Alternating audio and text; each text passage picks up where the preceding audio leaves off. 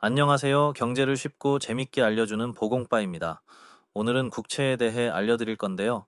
국채, 액면 가격, 이율, 국채 금리. 이런 말들만 들으면 머리가 아프죠? 걱정하지 마세요. 오늘은 국채를 아주 쉽게 설명해 드릴게요. 그럼 바로 시작해 볼까요? 국채란 무엇일까요? 국채는 아주 간단히 말해서 정부가 발행하는 빚 증서예요.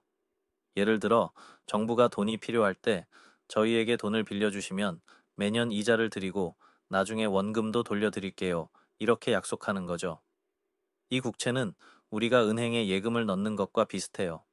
다만 은행이 아니라 정부가 보증한다는 점이 다릅니다. 그래서 국채는 안전한 투자 상품으로 불리죠. 자, 이제 국채를 좀 더 자세히 볼게요. 국채는 크게 두 가지 중요한 내용이 적혀 있어요. 바로 액면 가격과 이율이에요. 먼저 액면 가격은 국채의 원래 가격이라고 생각하면 돼요. 원금이라고 표현할게요.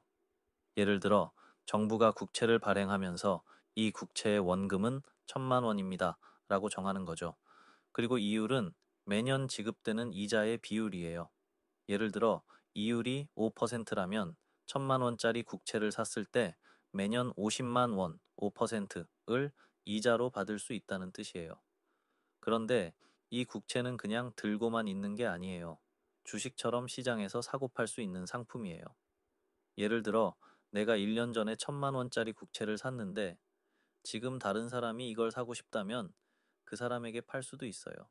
근데 여기서 중요한 점, 국채의 가격, 즉 국채의 가치는 시장에서 사고 팔 때 국채 금리에 따라 변합니다.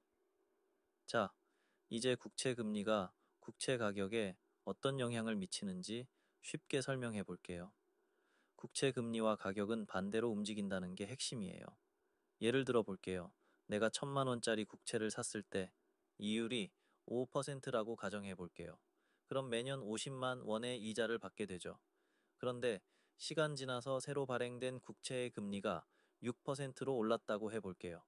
그러면 시장에서는 사람들이 5% 국채보다는 6% 국채가 더 매력적이다 라고 생각하겠죠? 그래서 내가 가진 국채를 팔려면 원래 원금인 1,000만 원보다 더 낮은 가격, 예를 들어 950만 원으로 팔아야 해요. 이와는 반대로 국채 금리가 4%로 낮아졌다고 해볼게요. 이러면 이번에는 내가 가진 국채가 더 매력적이죠. 그래서 사람들이 내 국채를 사고 싶어 하니까 국채 가격이 예를 들어 1,050만 원으로 원금보다 더 높아질 수 있어요. 자, 여기까지는 잘 이해되셨죠? 그럼 국채는 왜 사람들이 좋아할까요? 그건 바로 안전성 때문이에요. 국채는 정부가 보증하기 때문에 만기까지 보유하면 원금과 약속된 이자를 확실히 받을 수 있어요. 그래서 은행 예금보다 조금 더 높은 수익을 원하는 사람들이 국채를 많이 찾는 거예요. 이해되셨죠? 자, 그럼 오늘 배운 내용을 간단히 정리해 볼게요. 국채란 정부가 발행하는 빚 증서. 투자하면 이자를 받고 만기에 원금을 돌려받아요.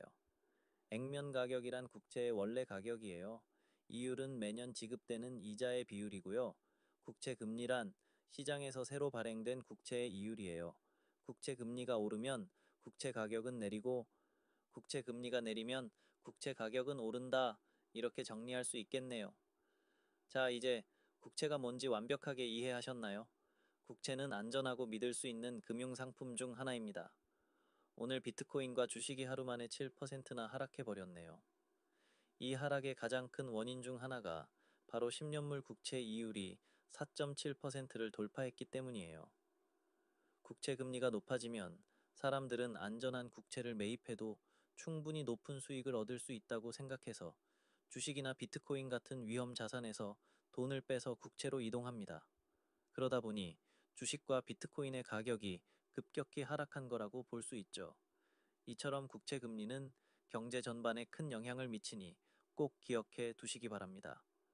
오늘은 국채와 관련된 기본 개념을 알아봤는데요. 재밌게 보셨다면 좋아요와 구독 잊지 마시고요. 궁금한 점이 있다면 댓글로 남겨주세요. 감사합니다.